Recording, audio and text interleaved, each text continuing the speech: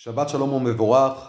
השבת אנחנו נקרא את פרשת בו, יציאת עם ישראל ממצרים.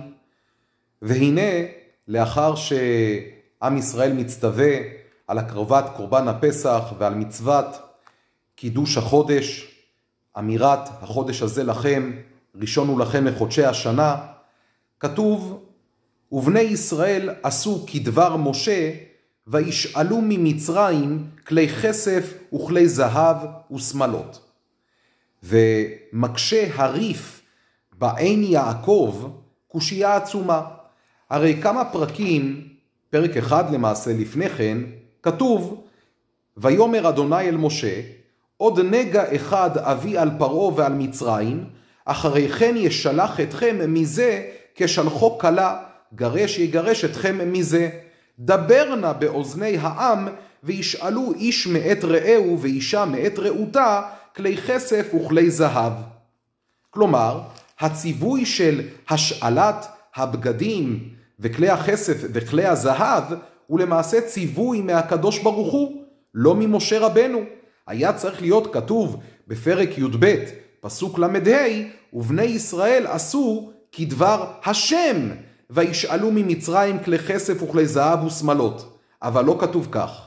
כתוב ובני ישראל עשו כדבר משה, וישאלו ממצרים כלי כסף וכלי זהב ושמלות. ואם כן נשאלת השאלה, מדוע נכתב כך ולא כאשר ציווה השם? התשובה, למעשה, מעיקר הדין, עם ישראל לא היה צריך לבקש שום דבר מהמצרים במצרים. עם ישראל עובד 400 שנה במצרים, היו יכולים לומר למצרים, תנו לנו את שכר העבודה שלנו שמגיע לנו מכם, וניקח את השכר עבודה בדין ולא ברחמים ובחסדים. הדרך השנייה באמת הייתה בקשת השאלה, לשאול כלי כסף וכלי זהב ושמלות, ולא לקחת בדין. עם ישראל בוחר לעשות את הדבר הזה בדרך הטובה והנוחה והנעימה, ולא לקחת ממצרים כלי כסף וכלי זהב ושמלות בדין ובכוח, אלא בצורה נעימה ויפה. ומדוע? כיוון שכתוב בגמרא שבכל זאת המצרים ומצרים היו לעם ישראל אכסניה בשעת הדחק. למרות שאנחנו עברנו שם טרגדיה במצרים, מכל מקום במשך מאות שנים מצרים שימשה לנו אכסניה. וכהכרת הטוב והכרת הטובה למצרים, לקחנו את הדברים בדרך של שאלה ובקשה, ולא בדרך של כוח ובחוזקה. ומהיכן עם ישראל למד את זה? עם ישראל למד את זה מהכרת הטוב של משה רבנו. ומדוע וכיצד? כתוב במדרש בויקרא רבה, בתחילת המדרש, ש10 שמות היו לו למשה. ומכולם הוא לא נקרא בתורה אלא משה.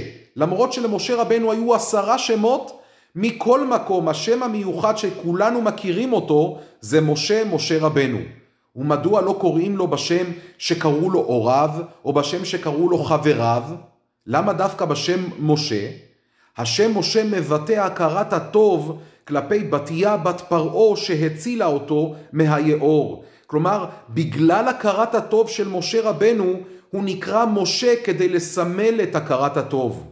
עם ישראל, כתוב בפרשה שלנו, ובני ישראל עשו כדבר משה, הכוונה, אומר האבן שלמה על התורה, כדבר משה, הכוונה למדו ממשה רבנו את מעלת הכרת הטוב. כמו שאתה משה רבנו נקרא משה, וזה משום הכרת הטוב שאתה מכיר טובה לבתיה, וכך אתה נקרא בספר התורה, הכרת הטוב למי שהצילה אותך.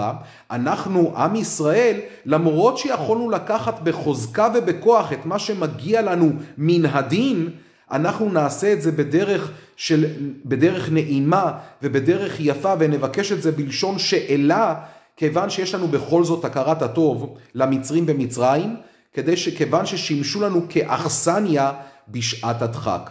אנחנו למדים מכאן עד כמה חשיבותה של הכרת הטוב, שאפילו דברים שאפשר לעשות אותם מהדין ומהצדק, תמיד צריך להתחיל את הדברים בצורה נעימה וטובה, ובפרט כאשר יש לך הכרת הטוב כלפי בן אדם.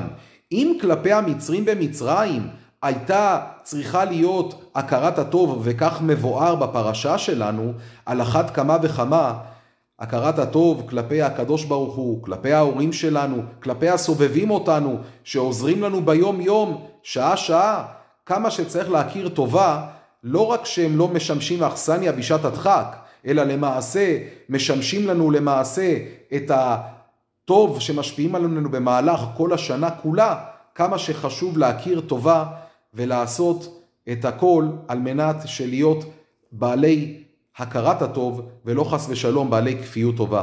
נזכה בעזרת השם להיות עם הכרת הטוב כלפי כל העולם, ובעזרת השם שנזכה ללכת ולראות דברים טובים, מאושרים ושמחים, ושנזכה לגאולה הקרובה במהרה בימינו אמן. שבת שלום לכולם.